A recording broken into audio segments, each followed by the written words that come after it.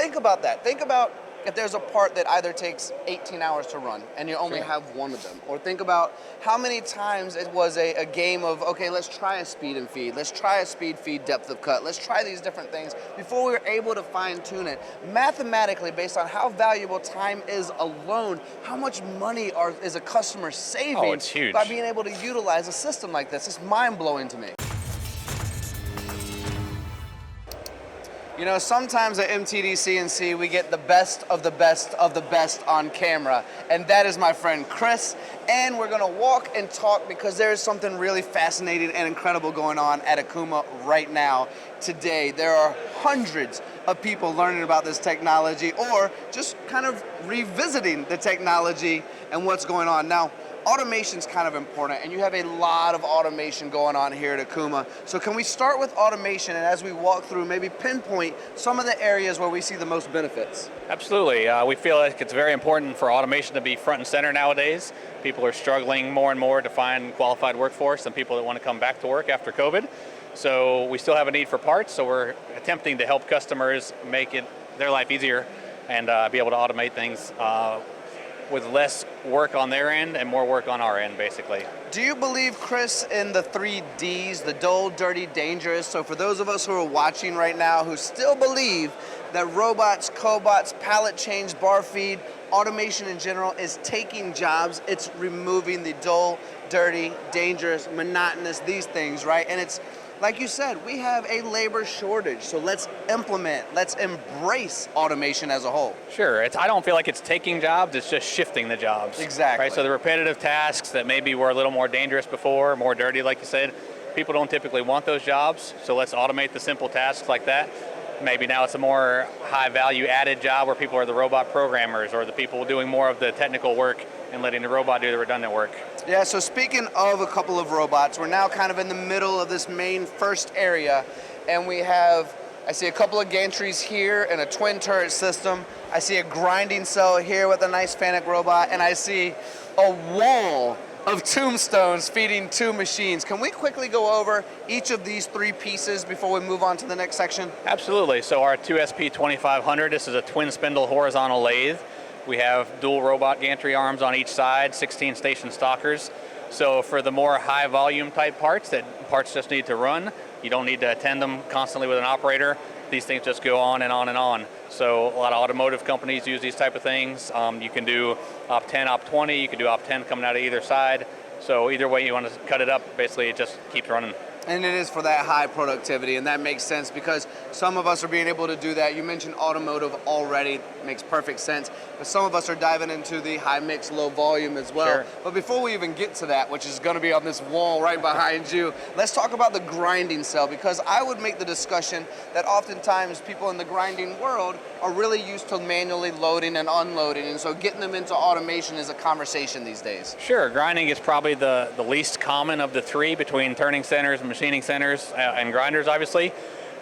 More people have historically hand-loaded these things. They're the finish operation. Your parts already have a lot of money and time in them. They don't want to take any chances, so they want an operator to actually load these things. But with something like the load and go like we have here, very simple automation, very easy to set up, easy to teach. Basically park it in front of any machine, very accurate. You can load parts no problem and just let it grind for days. You know, it's funny, Chris, I did a video with your team on this, and I said, you want to know how easy the load and go is? Watch this.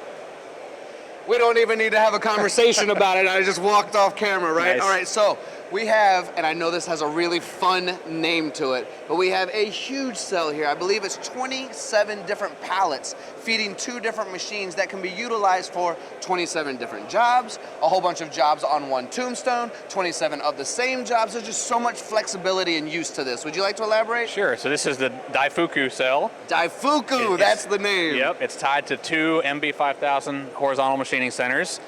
And people see something like this and they automatically think they need high volume to fill this thing up. Well, that's kind of opposite of what you really need. Because there's so many different pallets, you can configure this thing any way you want to, and every pallet can have its own job.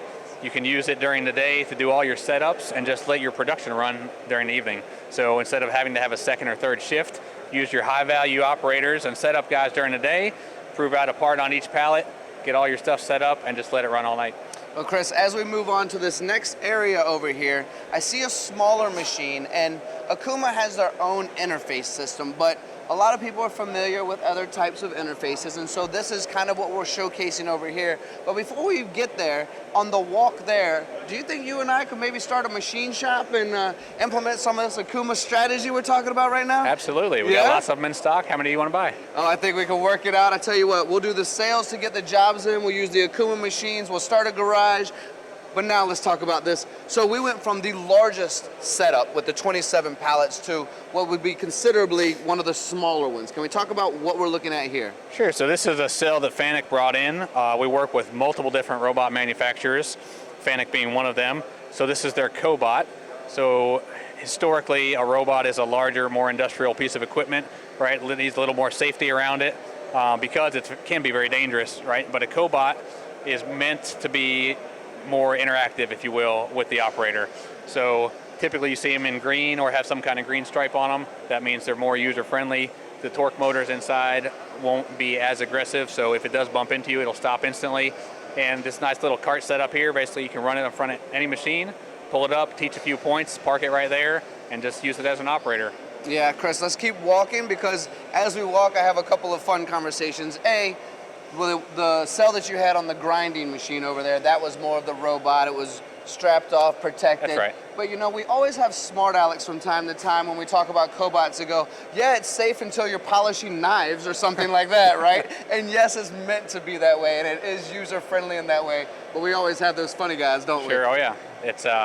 It is what you make it, right? Anything can be dangerous no matter what you're doing, so you just got to be mindful of what you're doing, use it for what it's intended for, and you should be good. Yeah, and even our camera guy could trip up, and that could be dangerous right now as he's walking backwards for us. So we're looking at a FastTim cell. Now, I was spending some time with you guys at IMTS, and this FastTim cell was connected to another machine. But what you wanted to focus on here was just kind of showing how it looks separated and that it can be implemented into multiple situations. Would you like to talk about that some? Sure. So we did have this at IMTS on an MB5000.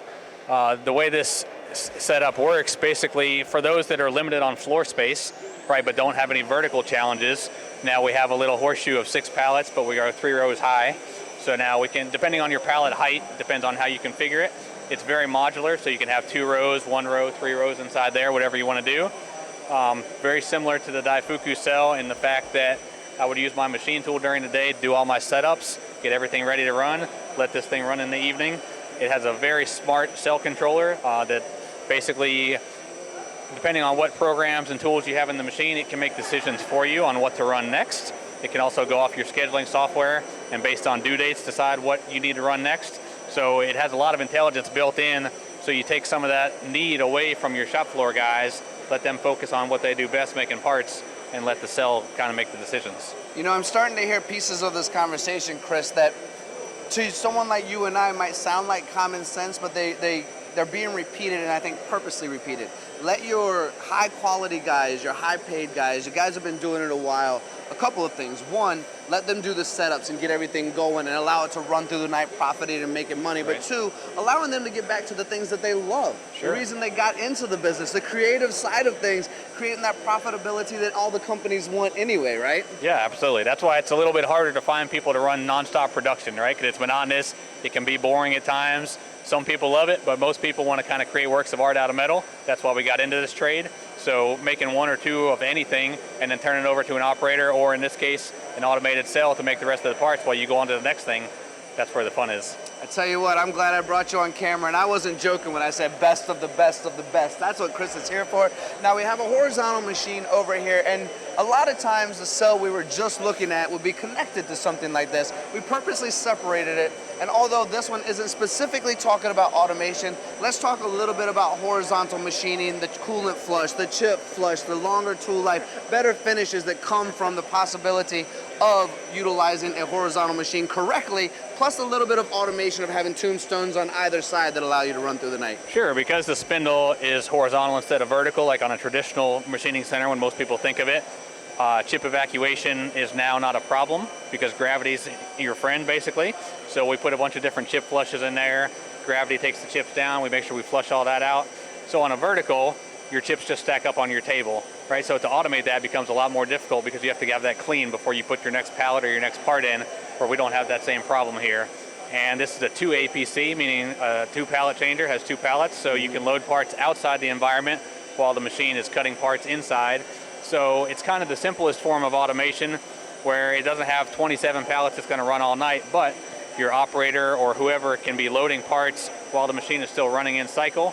There's really no downtime other than the actual pallet swap, so it's still automated, if you will, where the spindle uptime is much, much higher than it would be on a vertical. Yeah, and I've seen similar situations to this where the setup time and the run time are actually equivalent. So by removing the setup time completely, well, you know what that does to the overall cycle time, is cut it in half. Really great explanation.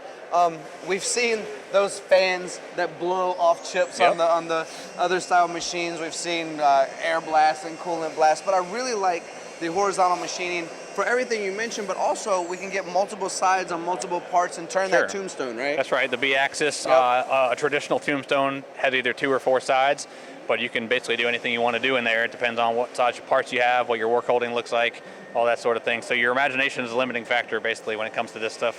Which is something you do not lack, is imagination. That is for sure. Now, we're over on, now this is another big cell. And I was talking with one of your colleagues. If you've not seen that video yet, for the audience watching right now, you must. And I gotta see if we can open this, Chris, or if it's in another area. It actually is. So we're gonna see if we can slide over here. What the focus was in this part of the conversation is obviously able to be automated in a similar sense to that tombstone we just discussed, where one's being set up while the other one's being run, except something about the software and the connectivity allows for a customer to know the finish or get their best finish on a part, even if it's a one-off based on this new technology. Can we describe what's going on with that? Absolutely. So we have a product called Surface Guide. So basically we take our CAM software output, we run it through Surface Guide. That will show us imperfections and irregularities in the toolpath. We have something called Hypersurface, which is our software that makes intelligent decisions on the toolpath itself. And basically that allows imperfections to be kind of pulled out of that toolpath. So any little inconsistency in the model or in the machine itself, it'll help smooth it so you have a better, more consistent surface finish. You know, you should have told me to sit down before I got that answer, because good grief, I mean, think about that. Think about if there's a part that either takes 18 hours to run and you only have one of them. Or think about how many times it was a game of, okay, let's try a speed and feed. Let's try a speed feed depth of cut. Let's try these different things before we were able to fine tune it. Mathematically, based on how valuable time is alone, how much money is a customer saving it's huge. by being able to utilize a system like this? It's mind-blowing to me. Absolutely. I mean, your CAM software will do a great job, and simulation software also does a great job, but it only does so well, and the machine is going to be as accurate as it can to try and hit your toolpath points. So this software helps us with that color map you see over there on the TV. It helps us understand where maybe any divots are, any irregularities, and we use the software onboard the control to try and help pull some of that stuff out to make a better part right out of the box. I like that you finished with that. Now we're going to try and sneak in, if our camera guy can follow us and the part is over here, which I believe it is.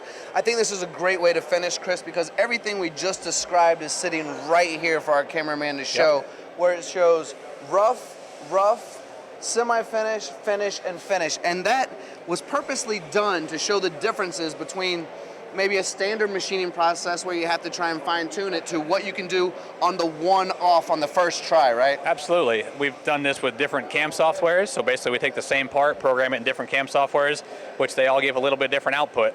So we've compared it this way. We compare different settings. So the rougher or more coarse the settings, the faster you can go, because we're not trying to hit the points as accurately. So maybe for the roughing, we go a little bit faster with a little bit looser tolerances. And the finishing, we tighten that up a little bit. So without having to make any real changes, we can go through Surface Guide, see exactly what we're going to get here on the screen. It matches up basically one for one. So if you see a dimple on the screen, you're going to see it in here. Absolutely perfect way to close this. My friends, thank you all for watching. Chris, you are incredible. Thank you for making time. One of the busiest guys here at Okuma, so this is a special occasion. Thank you all for watching. Chris, one more time, my friend. That was an awesome tour. Thank you so much.